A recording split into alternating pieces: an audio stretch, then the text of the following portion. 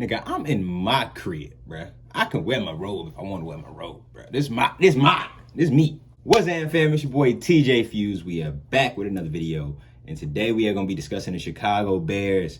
Let's go ahead and let's get into it, man. Blowing up like napalm, I ain't saving shit. Do it look like I got a cape on? Look me in my face. Do it look like I'm trying to play now? Fuck a back block. We gon' find out where niggas stay. So the Chicago Bears took a loss yesterday at Soldier Field to the San Francisco 49ers, 33-22.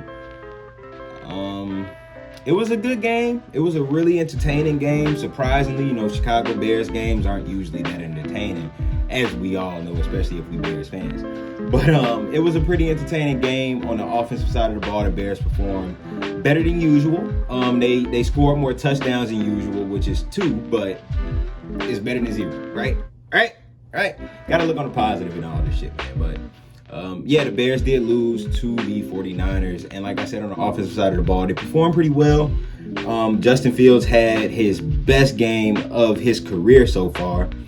And hopefully this is something that we can just keep building off of, right? Because we did hear him say, and I kind of even questioned it in the last video, right? Y'all know it. I questioned it. I was just like, are they about to have a breakout game? I don't think they're going to have a breakout game. I don't know if y'all thought they was going to have a breakout game as far as the offense goes, but I don't know if I would call this a complete breakout game, but I will call this an improvement. This is definitely a step forward for Justin. For the whole offense, it looks like Cole Kmet actually got involved in our offense. Larry Borom is back on our offensive line, bro. I was so happy to see Larry Borom back yesterday, bro. Y'all don't even understand. Larry Borom being back gives us a lot more. I'm not going to say a lot. But he does give us more protection than we had before. And I think that was pretty evident this game. Justin Fields was sacked, I believe, 3 times, which is still not good. That's not, good, but it's better than him running for his life every single snap. We didn't see that a lot this week. We saw him poised. We saw him kind of standing in the pocket. We saw bootlegs. We saw play actions. We saw a bunch of screens. I ain't gonna say a bunch. We saw more screens than usual. You see how worked up I'm getting, how hype I'm getting about this, y'all? Because you got to think, man, it's crazy when teams actually look like an NFL team, or if your team hasn't looked like an NFL team in years on the offensive side of the football. The moment you get the slightest bit of something good, like as far as just fluidity in the offense and moving the football, completions, running the football, when all of that stuff is just working consistently, that shit was rare. So yes, as a Bears fan, am I overreacting? Maybe. But I know what I saw, and I know what I'm used to seeing. And I know what I saw this week ain't what I'm used to seeing. And does Matt Nagy not being there play a big part in that? I believe it does. And this isn't me calling for Matt Nagy's head. I feel like, I want Matt Nagy gone, so I am calling for his head. But I do feel like with Matt Nagy not being there, I think a lot of the coaches, Tabor, Laser, a lot of the offensive coaches, DeFilippo, I think these guys already see Justin and they saw early what should be being done with him. But I feel like Matt Nagy, he did the same thing with Mitchell Trubisky last year. Well, not last year, but Mitchell Trubisky's second year. And on 2018 and on with Mitchell Trubisky, he did the same thing. It's like he had Mitch handcuffed to this basic but yet complex offense.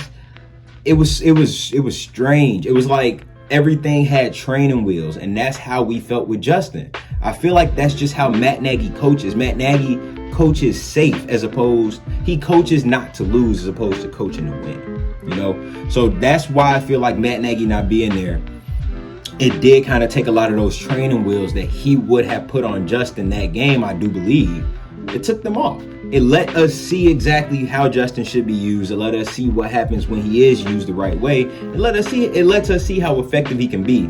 And it lets us also see, bro, just how fucking good he can be at just playmaking, making something out of nothing. This is what Chicago fans have asked for. This is what we wanted to see out of Justin Fields. This is what we expected to see out of Justin Fields. We did not expect the coaching incompetencies that we had up to this point. Matt Nagy, old bald head, shiny head. Hey, but one thing that I do got to touch on, and I will be remiss if I didn't touch on this video, the defense was ass. The defense was booty, butt, meat, sauce. The defense was cheek meat, my boy. The defense was so bad. This was the worst defensive performance I've ever seen from the Chicago Bears. Nah, we had Chris Conte. Don't forget about that. But this is one of the worst defensive performances I've seen since the Khalil Mack era. Since the Akeem Hicks era, my guy. Like, you got to think, Akeem Hicks, when he got here, we were already a good defense. Him, Danny Trevathan, when we got them, we were a good defense. We were a top 10 defense in the league. We got Khalil Mack. That just bumped us up in 2018. Lost a little bit of steam as the years, kind of went on. But this was legitimately the worst defensive performance I have seen from fucking whistle to whistle for the Bears. It was terrible. And we had Eddie Jackson go down. We give Eddie a lot of shit, rightfully so. I'm not apologizing for giving Eddie Jackson shit because he doesn't want to tackle. He should tackle. He should tackle people. He should tackle fucking ball carriers. That's what he should do. Wrap up. Don't just drop your shoulder and hit. One thing I will say, with him leaving, we didn't have the back end coverage that we probably would have had to take some of those easy throws away. I personally feel like the game was in good hands for the Bears, and I feel like this was a very winnable game, and the Bears should have won this game. The defense, however, just kind of collapsed after that 80-something yard Deebo Samuel screen touchdown, which should have, of course, not been a touchdown at all. And they had every opportunity to tackle Deebo Samuel. Had every opportunity to tackle my guy. They never tackled him. They didn't touch him. They didn't get off blocks. It was confusing. It was a confusing play. And as a Bears fan, we all know when you see, that guy get through those first wave of tackles, it's a big play because that our secondary, we don't have the best tackling safeties. We don't have the best tackling corners. Our secondary is going to give up those extra yards, and they gave up a touchdown. And that was just the beginning of the end. From there, they gave up 2 Jimmy Garoppolo rushing touchdowns, which I didn't see fucking coming. I was at least expecting Trey Lance to come in and hit us over the head with a couple of rushing touchdowns. But Jimmy G, I wasn't expecting that one, Chief. I'm going to be honest with you. But it is what it is, man. One thing that I will say, though, is I'm seeing a lot of negative reactions about the fact that we did lose this game. I don't see a reason why us losing this game or losing any game, honestly, should be a surprise to any of us. Even if, we are playing the way we are with Justin and, how we played this week with him, I should say. Even if that's the case, I don't see how we can expect to actually contend and compete in the playoffs or anything like that, right? Well, I know we have playoff aspirations. We've been there 2 out of the last 3 years.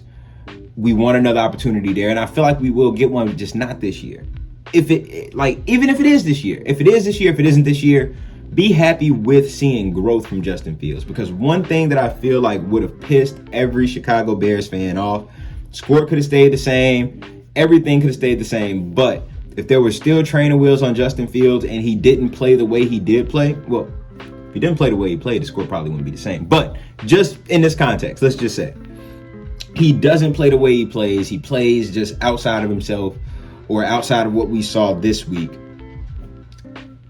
I feel like we see that and we also take a loss, then that's when we are ready to riot. You know what I'm saying? That's when we're ready to rip somebody's head off.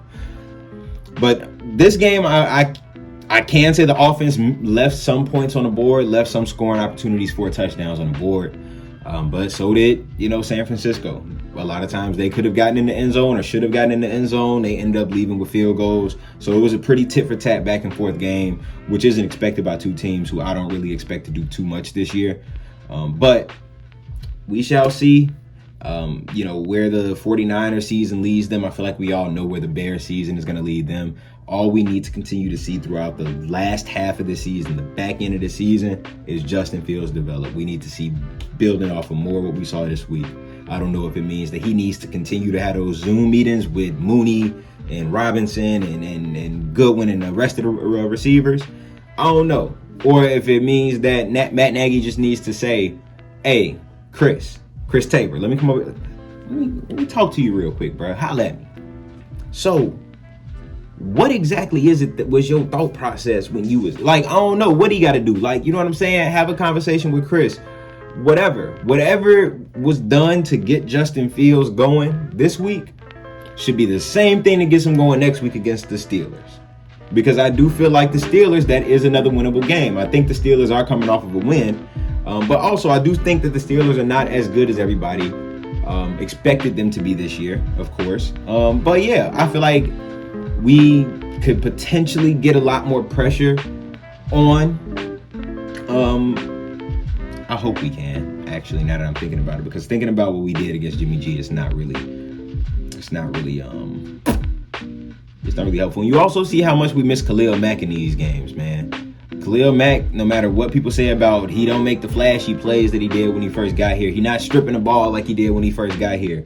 Khalil Mack is a force when it comes to stopping the run. He's a force when it comes to applying pressure on a quarterback. And I do feel like if we have Khalil Mack and Robert Quinn at the same time, from what we saw through the first 5 games with them, bruh, do you not think that they were going to get to Jimmy G? Jimmy G was standing in a pocket comfortable at the crib. Where he from? Lighting his team up, lighting his childhood team up. So, what we want to see, growth from Justin Fields, the defense to actually play defense, because I feel like if the defense plays defense and plays the way they played in previous weeks, we get a W this week. We get a W. Is it a pretty W? It might be if the defense played well. It will be a beautiful W. Just because I do think the offense converted on third down well. They ran the ball well. They passed the ball well. Justin ran the ball well. I think he ran for over 100 yards. But I don't think the Bears are going to be out of the Super Bowl hunt for too many more years. But yeah, let me know what you guys think in the comments. Let me know if you feel like the Bears, if Justin Fields, if this entire thing is going to work out this season, or if you're like me and you don't care what happens this season. You're just worried about the future. You're worried about what is Justin Fields going to do? What is this offense going to look like with Justin Fields, Darnell Mooney, Larry Borum, Tevin Jenkins eventually when he gets back, Khalil Herbert, David Montgomery? What is this offense going to look like when these players develop into the great players they can? Same thing with the defense. Jalen Johnson, Khyiris Tonga. I like Khyiris Tonga. I think he's going to be a big part of our interior for a long time to come. We have pieces, man, that can develop into really good players. It's just about who is developing those players. This has been your boy TJ Fuse, man. Again, let me know what you want to see on the channel, any content you want to see, and make sure you hit that subscribe button and that notify bell if you have not just yet. But y'all can go ahead and y'all can catch me in the next video. I'm going to catch y'all in the next video, and we're going to link up soon. Peace. Blowing up like napalm, I ain't saving shit. Do it look like I got a cape on? Look me in my face. Do it look like I'm trying to play? Now fuck a back block. We gon' find out where niggas stay.